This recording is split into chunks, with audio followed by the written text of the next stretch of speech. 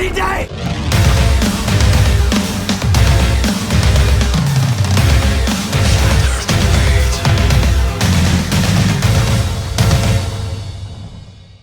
Welcome to Flat Earth Debate Live. I'm your host Nathan Oakley, and if you are new to this channel, or you've not done so already, how dare you, then be sure to subscribe and hit the bell notification icon to keep up to date with the Flat Earth Debate. If you'd like to support the channel, there is a super chat that runs alongside each of these shows while they are live. There's also a PayPal, Patreon and crypto link in the info box below the video. Most importantly, if you'd like to join the discussion, simply mute the page you are currently watching, then click the link in the info box below this video to join the panel and express your views on the nature of Earth. If you do join, please don't swear. If you do, you'll be ejected, and if you are, please don't try to rejoin the stream using sock accounts. You'll be warmly welcomed back on the next stream. Please also share the show on social media. Sharing the show obviously increases the live audience, but this in turn increases the chances of a more diverse panel. So please share the show on Facebook and Twitter.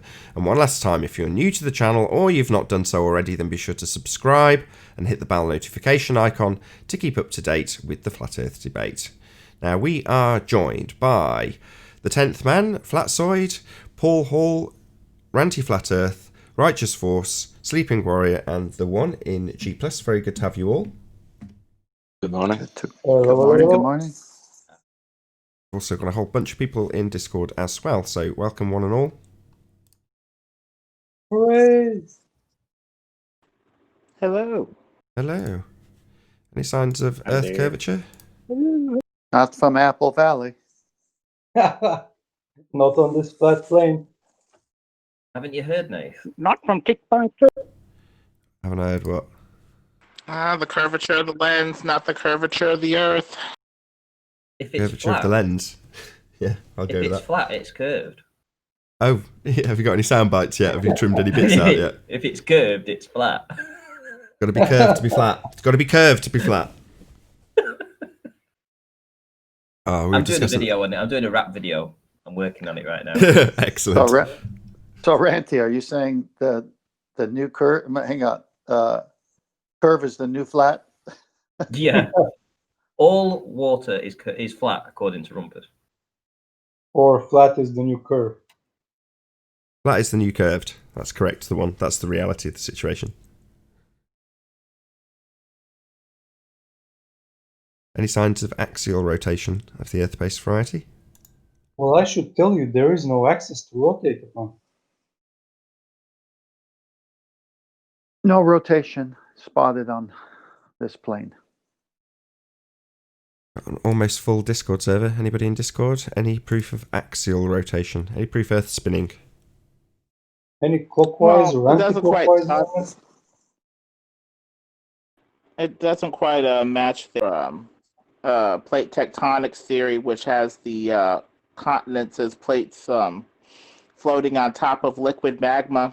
Because with the spin of the Earth, you would expect these plate-like continents to migrate toward the center, perpendicular to the spin, like if you've ever seen one of those tennis balls covered with water and you spin it, the water migrates to the center and kind of explodes outward. That would be what would be expected to occur with the Earth's continents on the magma. They would be expected to migrate toward the equator and be oriented around the equator of the ball if they're floating on magma and the Earth is spinning. Fair point. But most continents are arranged antipodally from the north to the south, and they're not concentrated around the equator. Just one note. Was that a scientific theory? Talk about plate tectonics. Uh-huh. You said it's a theory. Is it a colloquial, mystic meg theory, or a scientific, backed by experiment theory? Not really. I mean, they haven't found this sea of magma that the continents are supposed to be floating on. It's just theorized, but they really don't find it when they do sound scans.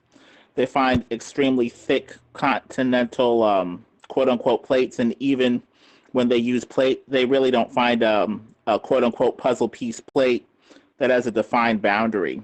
They just assume that where volcanoes are and tectonic activity is, that there's some sort of plate boundary there, but they really don't see this puzzle-like action between all these continents that their model demands. So most of it's theoretical. Colloquially, theoretical. Mystic Meg theory. Pretty much. Fine. That's brilliant. Yeah, I agree. Ring of Fire is what you're describing. Yeah. Spot on. Yeah, but it's not around the Some of equator. Oh, hold on, just 1 second. The one I think there's. Go ahead, Beyonder. I was just saying, some of the continents are clocking in at 300 to 400 miles in thickness, and they say there's even more down past where they were able to sound with tomography and CT scans. They really don't. Perfect moment to ask any evidence of a self-perpetuating molten iron core at the centre of a presupposed spherical Earth. A chocolate. Hey, chocolate. Only in movies Good and morning, in guys. cartoons. Thank you, Beyonder, by the way. That's a good point. Fancy. Well, if you look at the work of Victor Schoberger, I think he said that there were two fundamental motions you find in nature. You find explosion and expansion, which tends to be a hot friction force, and implosion and impansion, where the thing basically implodes on itself, and that tends to be cooling and reduced friction. So if the Earth was this hot ball in the center, you'd expect it to be exploding and expanding outward. It would not be stable. Basically, it would tend to break down. For it to be stable, it would have to be implosive and impanding, the opposite of expanding. So that wouldn't be expected if it was a hot ball. It would be expected if it was, exploding like a bomb. It wouldn't be able to maintain the heat. And they try to maintain the heat of the thing via gravity. It's kind of like magical at that point. I was more referring to the 300 miles of each continental crust when asking, because we get answers in the sort of order of, no, we've only dug down about 8 miles. So, where are you getting this 300-mile crust from? But there we go. And did you mean implosion? Implosion? Not Yes. They use it for, supposedly they use it for UFO technology. They use implosion instead of explosions. They use implosion by funneling the water or whatever they're using for fuel through various spirals that get tighter. Vortex technology. Yeah. Okie dokie. Any evidence that you can have gas pressure without a container? Oh, sorry, the one. Did you want to add something? Sorry. Oh, I forgot. It doesn't matter. No worries. Any evidence you can have gas pressure without a container? Nope. Oh, what you got there, Paul? Yeah, doesn't look like that's gonna work. Well, I was trying to show something we talk about on here. Obviously, if you watch as I'm doing this, I'm adding particles constantly, obviously. But if there was a way to cycle this through where there would be cycling the molecules inside the container, where the molecules are coming out, the pressure would be greater at the point of production. If you see it, if you look around, it's less pressure around. If there's a way for me to cycle these, I could show you better, but of course the simulator doesn't do that. But I think that's, if I could show that the higher concentration down here by the hose is showing that higher pressure. Are the walls on that container? Yes, there are actually. Yeah, there is walls. Where's the walls on Earth? Where's the walls? They're those white lines. Yeah, they're on the glow model. There's only one surface, and it's only it's open. It's like more like a ball instead of a cylinder or a something along those lines. So yeah, where's the walls though? They're up and around the gas mostly. I think he's asking in regards to the heliocentric reification of a sphere without any containment, as opposed to your demonstration of a 2D Mickwestian depiction of gas pressure inside 4 white walls. pixels in actuality. None of this is really gas either. Almost called you Anthony then, Ranty. They're just pixels, not really gas at all. Amazing, isn't it? It's a model. Come on, Nathan. You know what it is. It's a model. Admit it. This is a model. Get it off. Pseudoscience. This is their model too, by the way. It's not our model. We don't have a model, right? Anyway, I just was demonstrating, showing that higher pressure down by the source of the gas than there is where the gas is not produced. That's all I was trying to demonstrate. But yeah, it doesn't even stay around there. The gas is escaping, and that's the thing about even them saying the gas is escaping in the heliocentric model. The gas is not no more gas is produced. It's just exchanged. So if we're losing gas to so-called space, then how have we got gas to begin with? Well, in this model that you're looking at now, it has an error message. If you look where the gas is escaping, there's something written in yellow. Oh, it says return lid. That's what it says. Okay. Return lid. What, to stop it escaping? Error. Yeah, stop it escaping, right, Ranty? Yeah. Error. There's an error here. We're losing all the gas.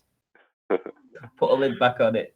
Okay, so this is a great demonstration of gas pressure definitely needing a container for the gas to press upon. Is there any demonstrations of gas pressure without a container, given that the fundamentalist religious zealots who oppose us believe the sky is a vacuum and endless expanding space for the gas to fill?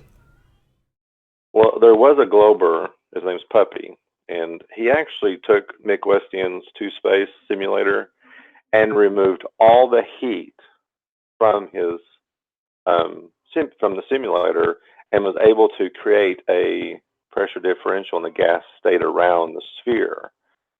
It sounds like he's agreeing with Chemo. Wouldn't that sound like to you that heat is a container if you remove all the heat? Well, and no, honestly, you can't how can you remove all you can't get to absolute zero. So to assert that you can stop the gas from moving freely and randomly in all directions at high speed would be to assert that you can reach absolute zero. Well, you can't. Right, well, that's what his argument was. He debunked my video by saying, "Oh, if you remove all the heat, then you can do it." Is that the circumstances? Okay. Is that the circumstances that befall us here on Earth? Do what now? Is that the circumstances that we find ourselves in, with no temperature, with no heat, almost, or in this instance, at absolute zero? Is that the situation we find ourselves in? No, we don't find that. And there's this huge thing up there that creates a lot of heat. So yeah, no, we don't exist in that place.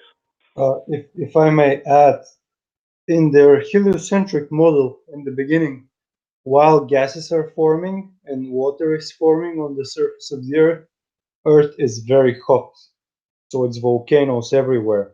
That increases the gas dispersion. So it doesn't make sense. Right, indeed. Good point.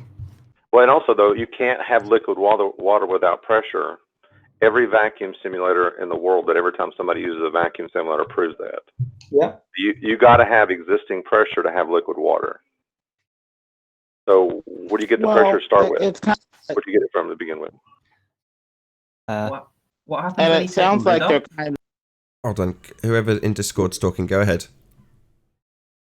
Oh, I was just saying it sounds like they're assuming that the vacuum is at equilibrium with the pressurized system, but most of the time, when you have a pressurized system next to an open vacuum, they equalize. You don't have a vacuum over here with a pressurized system over here. So it's like they're assuming that it's at equilibrium when most of the time, most vacuums need to be maintained by containment and are not at equilibrium with their surroundings. So it's kind of like they're trying to have their cake and eat it too.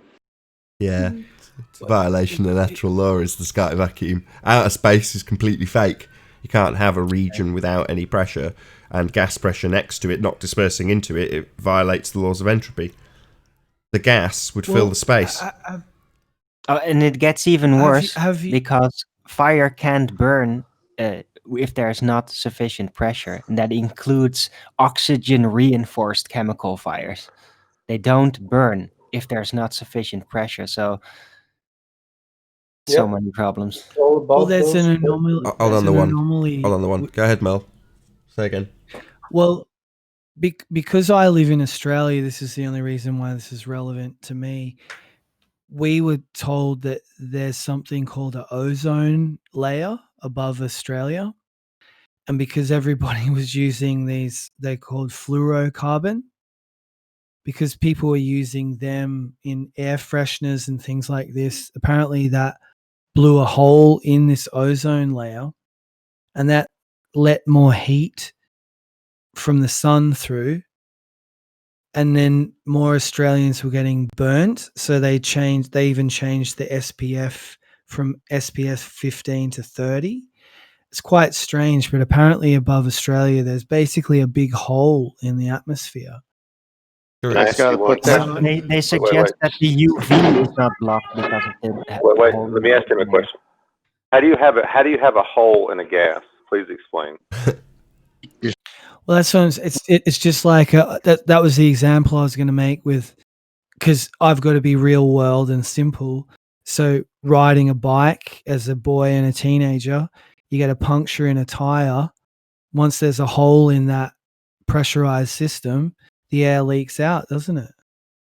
Yeah, but That's what he's true. saying is, I think they're BSing us. I think they don't have any satellite coverage down there, and they're covering up the lack of real-time weather data and satellite coverage, since they're not, covering what's going on down there with an ozone layer. I think they're just covering up their lack of satellite everyone's coverage just to sorry to cover cut up you what's off. really Sorry, going on with Antarctica. sorry to cut you off. Repeat your question. Everyone's whistled straight past that, Paul. It's genius. Say it again. Oh, Wait a minute. I was just How saying do you that they're have a not. God, is your hole in name a Paul? gas? Whoever's just started talking, is your name Paul? Clearly not. Go ahead, Paul. How do you have a hole in a gas? Please explain.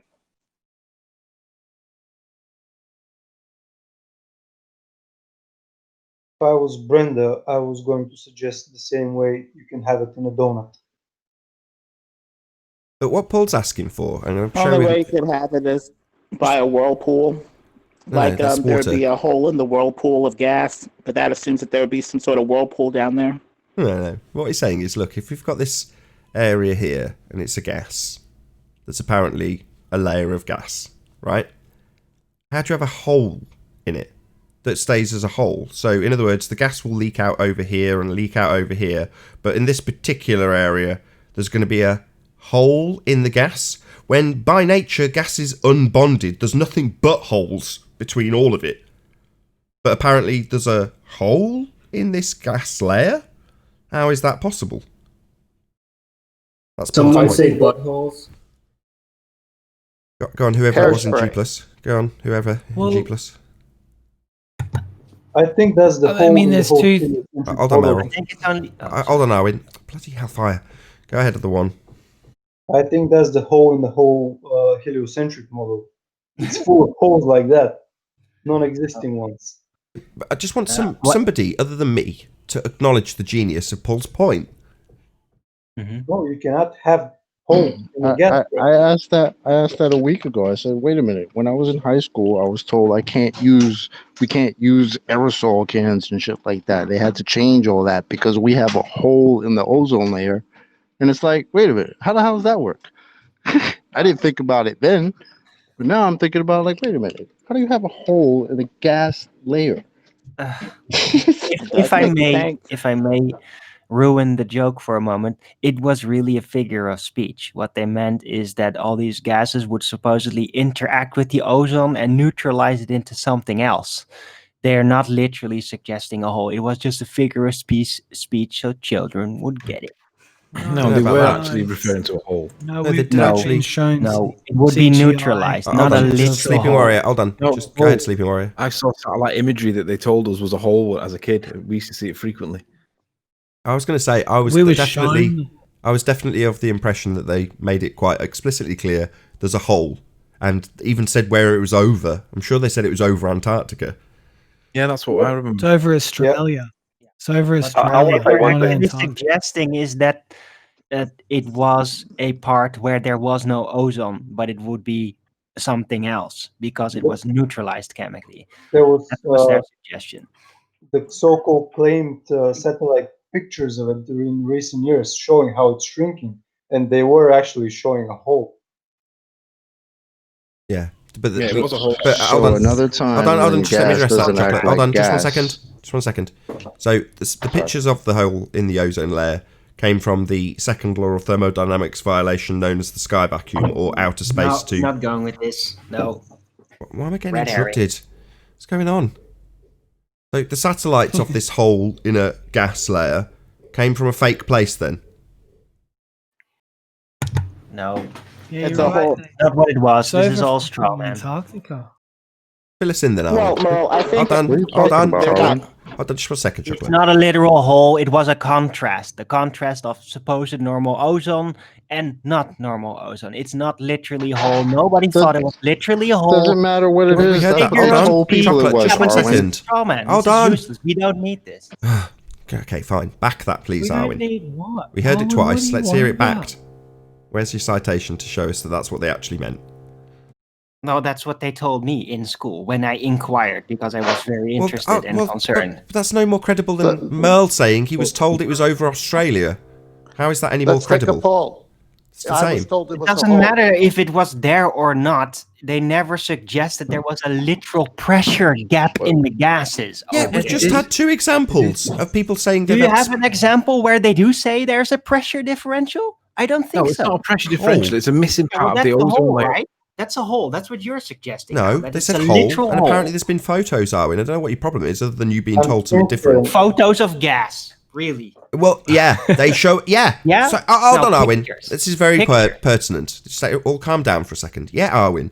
So when they show you the blue marble, yeah, they show you a photo of gas clinging to the outside of a ball with black background claimed to be a vacuum. So yeah, they're more than content to show you that crap claimed to be taken from a fake medium. And in this instance, there's people who are claiming, they've not cited anything either, I'll, side with you on that part, but they're saying, no, they said they had photos of it from space. Well, here we go, somebody's on the case. Who's on the case? The one. Here we go. Oh, the one, go back. There we go. Oh, what do you know? That looks like a hole to me. Yeah, well, there's no pressure differential. In the it is Hebrew, just designated to be other cosmology- types of Hold gas. on, Lemonbird, just 1 second. I'll get to you next. Go on, Arwen. Yeah, what that is not a literal hole. It's just another spectrum. It's a spectrum of like, oh, this material is here. Doesn't mean there's no pressure there. That is not a pressure chart. It is a supposed material registered thing. That is what it represents. I'm not saying that is real.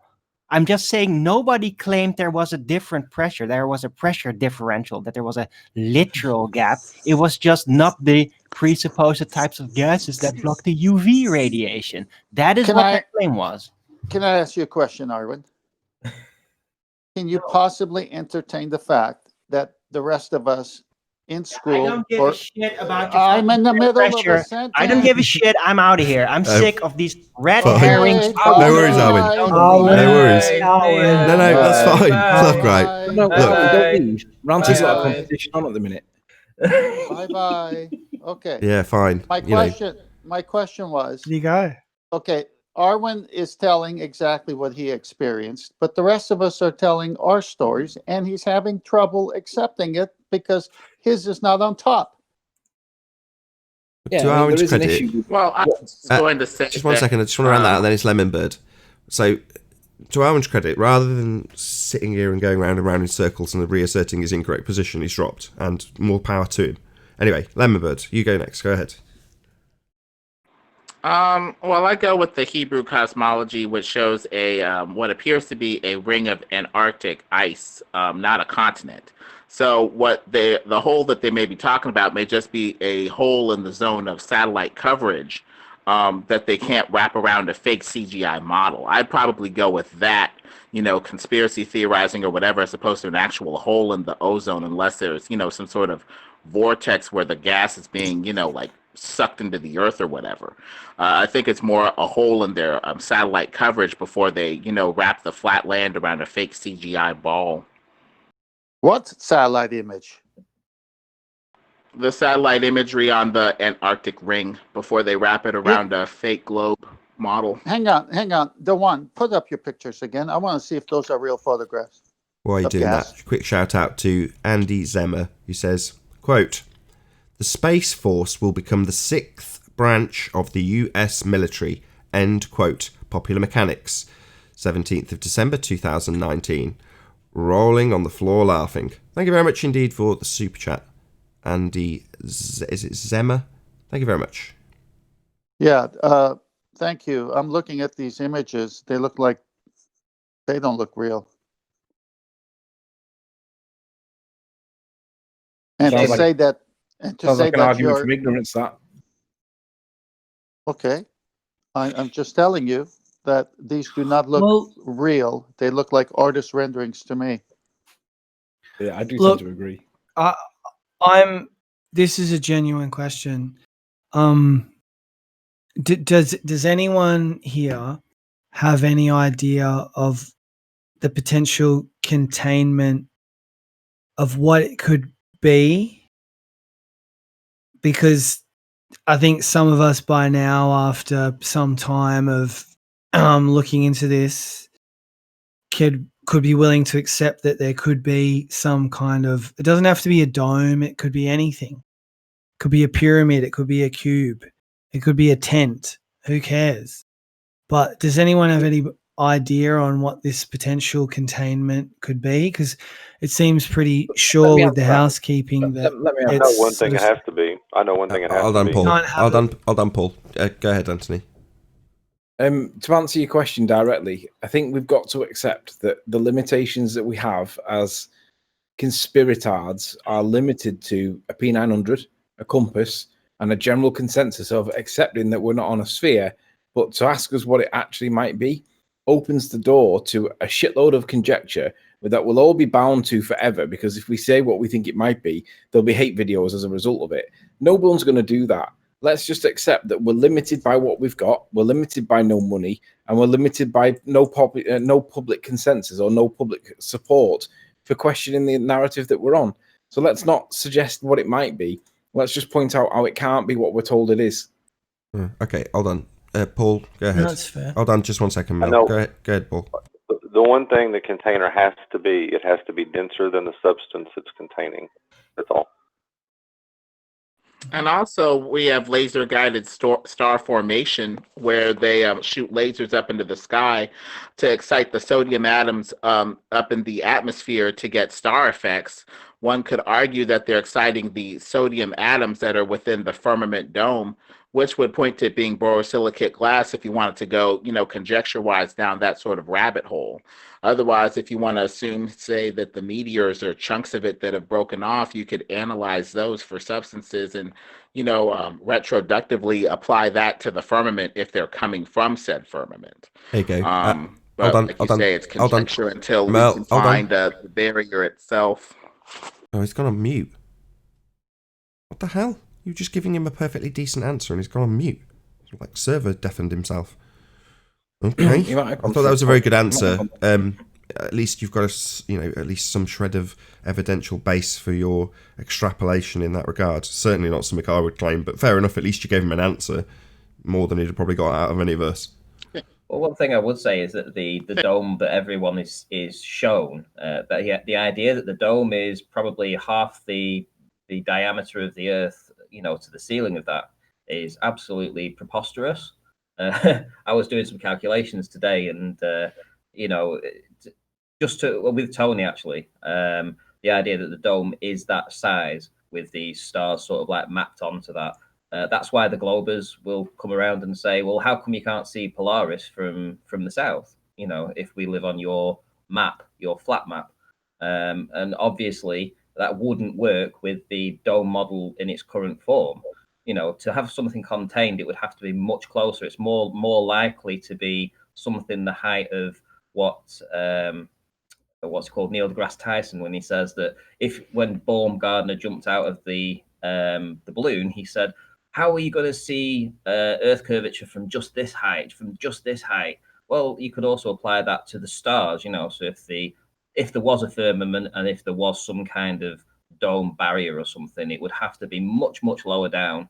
And in that respect, then everything else would fall into place. You'd have the containment, and you'd also have the star trails, etc., all forming in line with perspective that you wouldn't be able to see Polaris from essentially halfway across the plane, basically. Shout out to Well, Bad Puppet, who says, is sulfur hexafluoride up there officially? Cheers. Sulfur hexafluoride's man-made. Yeah, because I mean, well, what's the diameter of the with sulfur diameter of the Earth? Go on, sorry.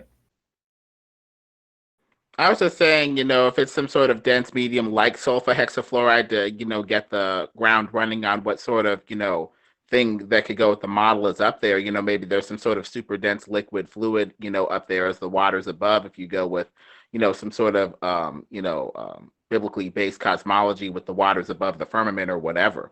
But the thing is, you wouldn't see Polaris over a flat plane if you're too close to the flat plane, because by the rules of perspective, you see stuff that's physically above your eye line converge down toward your eye line, the middle of your vision.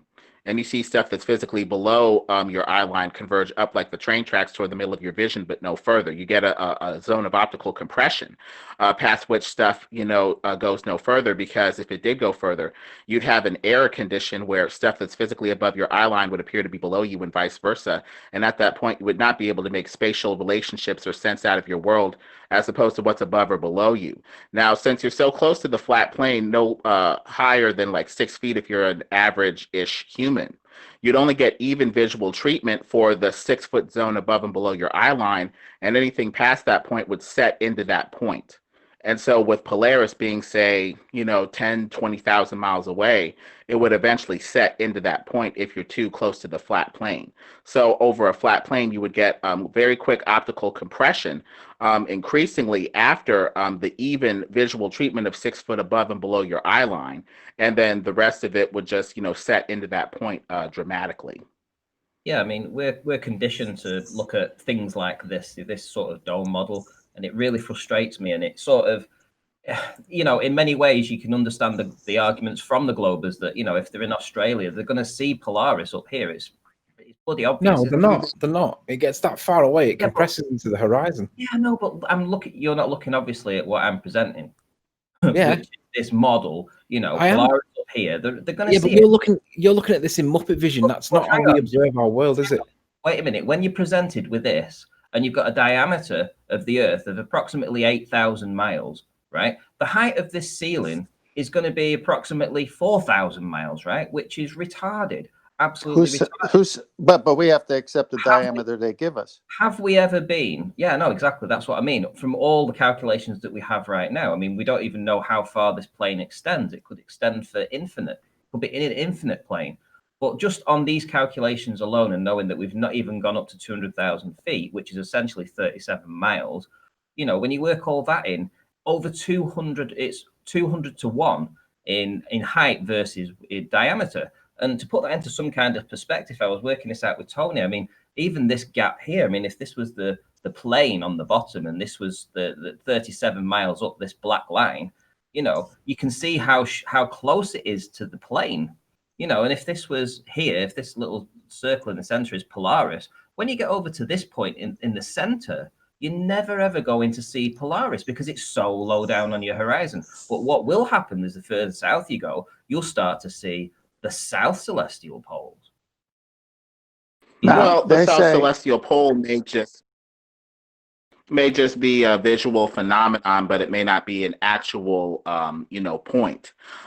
If you notice how things tend to approach the horizon with great enough distance, and think about the concentric rings of star rotation around, say, the central North Pole on the flattish model, expanding outward toward the outer southern section, you're going to get bands of rotation that are increasingly large, covering increasing distance, and that would approach the horizon. Now, with these bands of rotation, if they're going with the North Pole's rotation, they would eventually appear to bend down toward the horizon like the train tracks and appear to optically reverse. because Yeah, stuff that's, far but I enough think away that's tends to approach the horizon. And so you may have a zone of optical reversal, but if you walk up on those southern star trail bands, if it is perspective, like the train tracks, it would tend to open up to you like a book, and you would get a more actual position when you're closer to it. So they would probably, straighten out and reverse back toward the north if it is an optical phenomenon. Well, one thing I do want to say is that I am not saying that this is what I believe. I'm just trying to. I look at this model here, and it makes me puke, essentially, because we don't know. But essentially, you can't imagine something would be like this. It's far too great, and there's so many issues with this, in my opinion. Now, Tony, you said, oh yeah, well, they'd see, Polaris, they wouldn't be able to see it from Australia. Well, of course they would. Of course they would. In this model, No, that's not true, Ranty. You're looking at this in Muppet Vision, right? No, but you don't see the world in Muppet Vision. What they've done is they've put this dome up, giving you the impression that this is at least 4,000. This is all coming from the Flat Earth Society, where they say that the sun is like 3,000 miles away, and that's why they put this dome up this high, and when they do that and you put these calculations in, Globers are going to turn around and say, well, yeah, there's a real good possibility you should see Polaris from Australia. No. Well, No. You look at the methods that they use. The flat Earth methods that I've seen appear to be much more scientific because they don't assume that the Earth is a ball moving through space, giving you a baseline of millions of miles for the triangulations that they use for stars, which would dramatically throw out the distances and increase them by a huge factor. They go by the solar rays where they touch down on the Earth and do a simple triangulation without assuming that the Earth is moving millions of miles through space. And by that triangulation, you get a sun that is no further than 3,000 to 10,000 miles away, if that. That scientific method of geometric triangulation, as it were, seems to be more in line with Occam's razor, more minimalist, and make much less assumptions. So I would go with that sort of approximation, especially since Rowbotham detailed how sailors at sea would only get a shadow if they were 30 miles out from under the sun. Because assuming that the rays of the sun are coming straight down to form shadows, and you're only getting a shadow when you're 30 miles out from the sun, that would imply that the sun is no more than 32 miles in diameter. Because if you only get a shadow, when you're under, the sun, but not directly under its rays, and you're getting it 32 miles out, that implies that the sun is about 32 miles in diameter. And so based off of those sorts of principles, if light travels in a straight line, you can make these sorts of, safe predictions that are much, more in keeping with Occam's razor and make a bit more sense. Can I ask a question pertaining to Polaris? Why did the Globetard say it's 2 quadrillion miles away? Is that because of parallax, the lack thereof? People say that because they assume it's moving through space. No. They say they it's that assume far that away. Earth was. No. Listen, they say that based on its brightness and how much brightness fades at different locations. So basically, if it's bright and it doesn't fade very much in different locations on the Earth, they consider it to be close.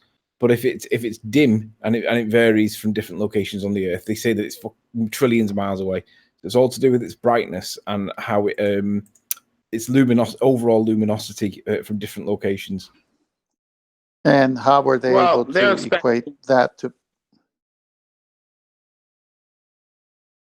And what method did they use to validate this, Sleeping Warrior? Well, there is no. It's based on spectroscopy, isn't it? So what? So they can't prove it. No, they can't prove it. It's an interpretation based on. It's like when Nathan did his transsexual spectroscopy. If he explains that through, it's a really good way. It's a really good way of picturing why there's problems with this concept that they call spectroscopy. Well, we've all seen the images from the drone as the sun is setting, as it appears to be setting to our perspective. It's just going further away. Dirth has it on his channel. And then other times, your own eyes at the seashore, you see it setting. And so, but when you zoom in and the optics are there in some kind of camera or telescope, it just seems to be going further away. So perspective, I think, is so important here. Yeah, that's why we shouldn't use Muppet vision. Muppet vision removes perspective. And perspective is so much more complicated than we've been led to believe. I agree.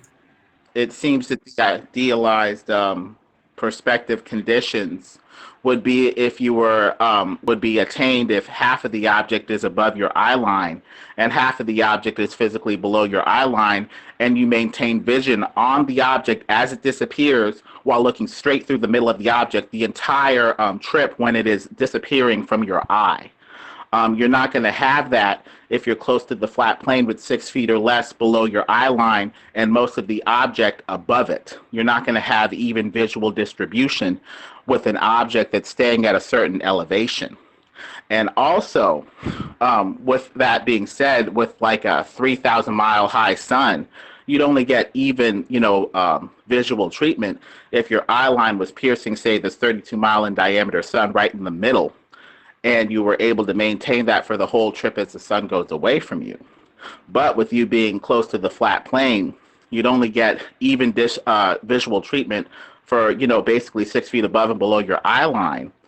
And if you've ever held a coin in front of the moon, you can see how a small object in the foreground can cover a dramatic bit of what's beyond it if the angular ratios are equal enough to block out the object. So the 6 foot in elevation visual zone that you're treating evenly, up and down, you could think of that as the coin. It would block whatever's beyond, and whatever's beyond would tend to set into that point very dramatically, because that 6 foot up and down zone would probably cover huge swaths of this object that's trying to set, in its preferred, zone thousands of miles away if you were, covering the sun, 3,000 miles up evenly, up and down. It wants to go into its true vanishing point, but the vanishing point that's available that's even is only 6 feet up and 6 feet down from your eye line. The rest of the extremely tall object or far off the ground object is going to need to work with that limiting factor. We shouldn't also get distracted with this idea that we have to also come up with explanations as to why we can actually have gas pressure inside. We don't need to do that. That may come when we have more information. We can only speculate right now. What people are doing right now is speculation, but the simple facts of the matter are we cannot have gas pressure next to a vacuum without a container. Shout out to Theo Megaworty. He says, "We do not see in Muppet vision, and we do not see in one-point perspective. Both of these are only possible in graphical representations." Thank you very much for the super chat, Theo. Really appreciate your support. That's why I was saying to Ranty, we shouldn't depict it in that way, because we don't see that way. Nobody can see that way, because you've got to be on Mars or whatever to see that way. This is why I was showing that example. It's like that's the example that the Flat Earth Society have put out. That's the example that some flat earthers run with, and they show you this dome, and they try to put you in a dome, and they try to say this is the model, and then the globers can turn around and they can say, well, okay, if that's the model, then okay, then this is an issue. Polaris is now an issue. That's why we're making no claims and pointing out how it's impossible that we have gas pressure, rather than saying how it's possible. And like you just said, let's not make claims. Let's point out how it's not possible. Because at the end of the day, what can they expect, right? They don't even have a working model themselves, but they claim that they do. When we're putting this out, they start talking about it, can't demonstrate it. And then they expect us to have, based on our, 2, 3, 4 years worth of research, questions and whatever, they expect us to come up with a plotted map of the whole world that works. Let's be honest, we don't have that level of expertise or wisdom or knowledge or resources or power or anything like that. Why should they be expecting us to come out with all this in the short term? They shouldn't. It's unrealistic. Yeah, and let's not replace models with models right now. Start about 80 to 120 miles up. So that implies that if, it's some sort of chip off the old firmament, it would begin around there. And we can show them videos of rockets which appear to be scraping something at a certain height. You can Nah, hear that's kind of like that's a bell sound like a gong, like the rocket is hitting some no, sort of metallic that's the yo-yo. structure. That's the yo-yo anti-spin device that they deployed on the rocket to stop it from spinning. That's total. I don't know where that came from, but it was fixed that in about 2016. That's not. Let's not say that it's scraping the dome. It's the yo-yo anti-spin device that was deployed to stop it from spinning. But there's another video of another rocket that appears to have sparks as it appears to scrape something at the top. And you also have elves and sprites, which appear to go up and hit some sort of barrier at a certain altitude, like it's hitting something, like some sort of solid barrier.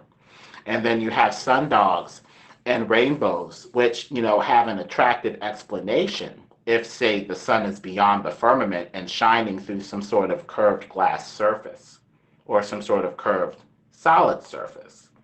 So it does appear that we have a couple breadcrumbs which lead to some sort of barrier, firmamental containment, or whatever.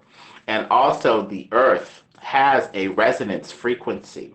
And resonance frequencies, when you're talking about that, you're usually talking about hollow cavities that are vibrating with some sort of, frequency. And that has a very satisfactory explanation with some sort of firmamental containment covering this hollow barrier of Earth. Well, it's obvious when NASA shoots their rockets for show, they go vertical for a while and then they go horizontal the rest of the way. So, oh, that's Coriolis. No, that's just that they can't go much higher. Let's be honest. Yeah, it is Oh, that. they're right. I've heard them say that it's Coriolis because the Earth's turning underneath the rocket, and that's why it appears to be curved. Well, listen, this is why I'm saying, this dome model, that's like it's got a ceiling at 3,000 miles high. I mean, that rocket could just go straight up and it would disappear from people's view. The reason, and that's why Polaris is an issue with that model, So I hate that model, the flat Earth model with the dome on it. Just doesn't work for me. It makes more sense that because we've never actually gone up to a certain height. Nobody's gone that high. Nobody's gone 50 miles up. Nobody's done that. Right, even these rockets don't do it. Well, so why place a ceiling at 3,000 miles high when we've only ever been to 50? Let's say. Well, I think Anthony said it best. We don't principles, have the funding. We don't have the funding. We don't have the time. We don't have all of what it takes to provide the correct answer. We just caught them lying about the old answer. Yeah. Well, it is important to see what the other side's answers are to some of these questions. The only thing that was 3,000 miles high was at best the sun. The sun, moon, and stars may be within the firmament, with the firmament touching down much sooner than that. Some sort of firmamental containment would possibly explain the lunar waves that we see, where the moon appears to be behind what appears to be a wave of water. So the firmamental containment would separate our zone of air and, whatever, ether or whatever, from this zone of the moon being, behind some sort of zone of water, if there was some sort of firmamental containment to keep us back from whatever is, giving us the rippling waves of the lunar wave. And also, we do have an encyclopedia from 1950s that refer to a dome at 13,000 feet. The ballers respond by saying that dome is not, what you might think as a firmament, but a geological of, hump curved land, like a dome, a geological dome, as opposed to like, a firmament dome. But we'd have to look into this that was deeper. true. Hold on, just one second, Anthony. Just 1 second. Did you hear what 10th Man said to you? What was that? So he pointed out. I won't repeat it. I'll just give you an example. So, do you know the story of the Emperor's New Clothes? I've heard of it. There's a point in the story where a little boy or a little girl in the story points at the naked Emperor and says he's not wearing any clothes. Now, everyone else has bought into the lie and patting him on the back and just going along with the narrative and saying, yeah, beautiful threads, man. Yeah? Now, we're at the situation where, as 10th Man points out, we're just pointing out that we've been lied to and how we've been lied to and what we're being lied to about. And in this example with the Emperor's New Clothes, you're saying, well, you, in this example, are like the boy pointing out the Emperor's not got any clothes on. But is it now your responsibility to become a seamstress and make him some new clothes, or solve this problem that it politically might cause him, or embarrassment as the child that points out the lie? Is it suddenly your responsibility to come up with the answers for the problem that the emperor is now finding himself in?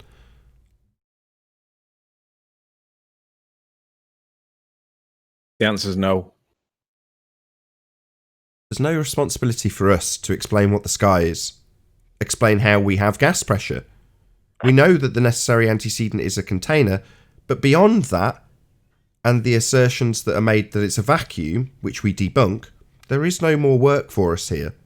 Now, as much as it might, the people are like, wow, suddenly we're in the driving seat here, the world's our oyster. Well, yeah, it is, but speculation is fine and well, but it doesn't really get you anything. It's mental masturbation by comparison to actually going out and validating what the hell the sky is, which we're not doing, let's be honest.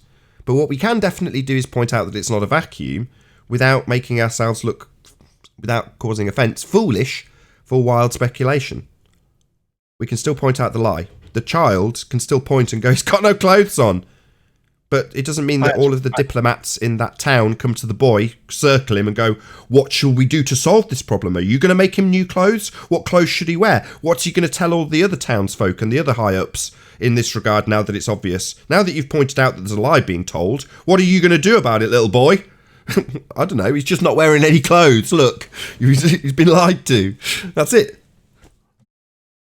I had somebody on Discord that I blocked in the end because when I was trying to explain to him, he said to me, we don't have gas pressure next to a vacuum. Nobody has ever said that. And I said, yeah, they have, dickhead. It's part of your model. 14.7 psi at sea level is next to the vacuum. He said, no, it's not. It's next to 14.6. So it's basically like the flat Earth position, right? And at the end of the day, I said to him, listen, what's stopping the 14.7 from equalizing into the 14.6? He said, the 14.6. I said, okay, well, what's stopping the 14.6 equalizing into 14.5? He said, the 14.5. I said, okay. I said, so are these solids or are they gases that are able to freely move in all directions? And he said, they're able to freely move. And I said, right. I said, so if they're able to freely move in all directions and they're all moving at high velocity, quoted to be around about 500 meters per second, what stops them from immediately equalizing? He said, well, it's the pressure, isn't it? It's the atmospheric pressure. And I said, right, but they don't have any mass. And we know that Pascal's law states that the gas pressure exerts itself against the walls of its container, Earth, in all directions randomly, space. So there's nothing physically stopping them apart from what you think is some kind of atmospheric pressure. And he said, but if that was the case, then the atmosphere would immediately burst into space. I said, yeah, you're right. It would, wouldn't it? Well done. You've just debunked your own model. He said, yeah, but it doesn't do that though, does it? And I said, yeah, that's because your model's not right.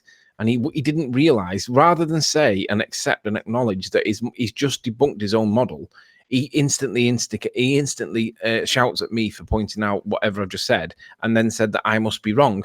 And I'm like, you've just demonstrated why your model's broke, because there's nothing stopping the 14.6 and the 14.5 from all bursting into space. There's no physical barrier. What he's actually saying is, no, the sky doesn't burst into the sky vacuum because I believe the sky is a vacuum.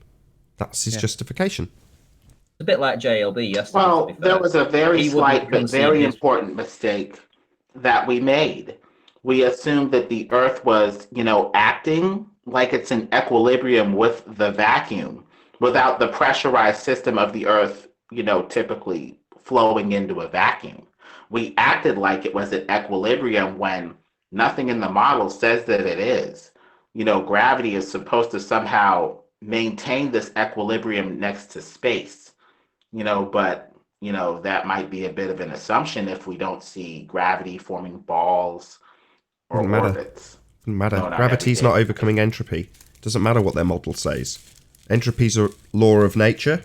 The gas will fill the available volume. And if the available volume is space, then the gas is going to want to fill it. Entropy's going to increase. It's a law of nature. Yeah. Doesn't matter what their model says. Doesn't matter about gravity. Even in their own rhetoric, gravity's not overcoming entropy. So it doesn't matter what they say about gravity. That's why me and QE used to say, have it. Have Newtonian and Einsteinian conceptual gravity at 200% effect. Still not going to hold the gas pressure here. Entropy still increases. It's a law of nature. Doesn't matter about your pseudo-Riemannian, Mickwestian two-space, or your Einsteinian bending of concepts, or your Newtonian debunked gravity. It's all for nothing when it comes to entropy increase. The gas is freely moving in all directions randomly and wants to fill the available volume. That's the end. Space is debunked with that. It's the end of space. Sorry, fundies. What were you going to say, Ranty? I was going to say, it was a bit like yesterday. Tony was explaining this cognitive dissonance of the gentleman he was debating about gas pressure. Well, JLB yesterday came in and he couldn't concede that he was wrong when talking about the direction that the stars travel, east to west, and he called it clockwise or anti-clockwise. And he couldn't understand the perception twist. Yeah. Yeah, to me, I felt like that was all games. He was purposely not, like, listening to it again yesterday, he was purposely not saying east and west. That, I don't know what kind of game he was playing, but that's what he was doing. It's called troll. Yeah. That's what I heard at the end of that. He was trying to save his ass. Yeah, save the embarrassment. I'm with you, the one. I agree. It was embarrassing, though, if that's the best the globe has. Well, it is the best the globe has. They have to obfuscate points that they're losing. With that, I'm going to say if you are watching on the Nathan Oakley premiering stream, then stay tuned, as there will be an after show to follow. Unfortunately, if you're watching this live on the Nathan Oakley 1980 channel, then this is where we bid you farewell. A huge, massive, enormous thank you to both Discord and G Plus panels for making this live show possible. Another massive thank you to all of you smashed the super chat. I've been Nathan Oakley. Stay tuned if you're watching on the premiering stream, and I'll see you all in the next video. Oh, what a day! What a lovely day!